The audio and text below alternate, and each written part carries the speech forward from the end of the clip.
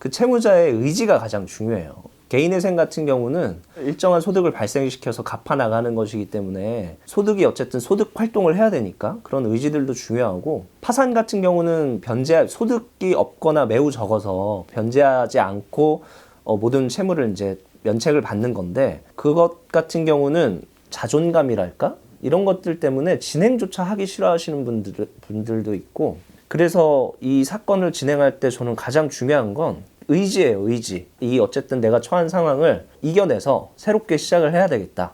그 의지가 가장 중요한데, 우리 사회가 너무 이 실패에 대해서 용납하지 않고 그런 것들이 좀 만연해 있는 게 있어요. 누구한테 돈을 빌렸는데 그걸 갚지 못했을 때 느끼는 그런 자괴감, 뭐 이런 것들이 너무 큰 것 같은데, 신용거래를 하게 되는데 그 신용거래를 할 때 반드시 일어나는 부작용 또는 예외적인 현상이죠. 갚지 못하는 것들은. 그것을 이제 개인회생 파산 제도를 통해서 변제를 하게 하는 건데, 어떤 사람들은 개인회생 관련된 것들 또는 뭐 채무가 많은 사람들을 뭐 어느 정도 탕감해 주겠다, 나라에서 뭐 이런 얘기도 나오고 할 때 댓글들을 보면 되게 그것들을 비판적으로 얘기하는 사람들이 되게 많아요. 돈을 빌렸으면 갚아야지, 그걸 탕감해 주는 게 말이 되냐? 그러면 돈 빌려서 갚은 나는 바보냐? 뭐 이런 얘기들을 막 하고 하는데, 실패를 한 사람들에 대해서 어떤 사회적으로 좀 관용을 베풀어야 될 필요가 있고, 그리고 신용거래에 반드시 따르게 되는 게 이제 갚지 못하는 리스크인데, 이런 제도 없이 갚지 못하게 한다면 말 그대로 금융업, 돈을 빌려주는 특히 이제 상업은행 같은 경우는 리스크 없이 비즈니스를 하는 거죠. 돈을 반드시 다 받게 되면. 모든 비즈니스에는 당연히 리스크가 있는 건데, 그런 측면에서 생각해 보면 돈을 빌려서 갚지 못하는 것은 매우 당연한 일이거든요. 물론 개인 간의 거래는 조금 다를 수는 있어요. 호의로 이자도 받지 않고 내가 빌려줬는데 그 사람이 갚지 못하고 이런 제도를 이용해서 좀 탕감을 받는다.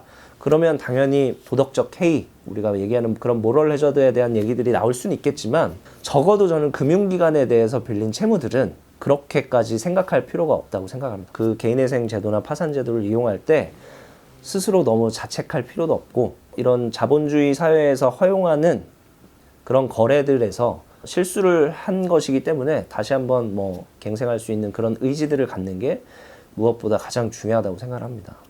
가장 좋은 의뢰인은 서류를 발급을 잘 해주시는 고객이죠. 변호사를 좀 믿고, 변호사가 요구하는 건 뭐 대부분 서류들이거든요. 그런 서류들을 꼼꼼하게 잘 챙겨서 주시는 분들이 가장 좋습니다. 파산 면책 사건은 불허가 되는 경우들이 있지만 개인회생 사건은 그렇진 않아요. 그 조건만 맞으면 다 되는데, 이제 기각이 나거나 하는 것들은 대부분 서류 미비해. 그러니까 소명 자료가 부족한 경우인데, 소명 자료는 이제 보통 채무자분이 이렇게 준비를 해주셔야 되는데, 준비를 잘 해주시면 사건이 너무 원활하게, 심지어 막 3개월 이내에 빨리 끝나기도 하지만, 그런 것들을 잘 준비해 주시지 않으면 사건이 매우 길어지고 기각이 나기도 하고요. 법원에서 또 이거 아닌 것 같은데, 또는 인가를 해야 될 것 같은데, 개시결정이 나야 될 것 같은데 생각하는데 서류가 자꾸 안 들어오면 기각은 안 나고 그냥 사건이 계속 길어지기만 하고, 신경 써야 될 것도 많아지고, 어려워지죠. 기각 날까 조마조마하기도 하고. 그래서 서류를 잘 준비해 주는 게 가장 중요합니다.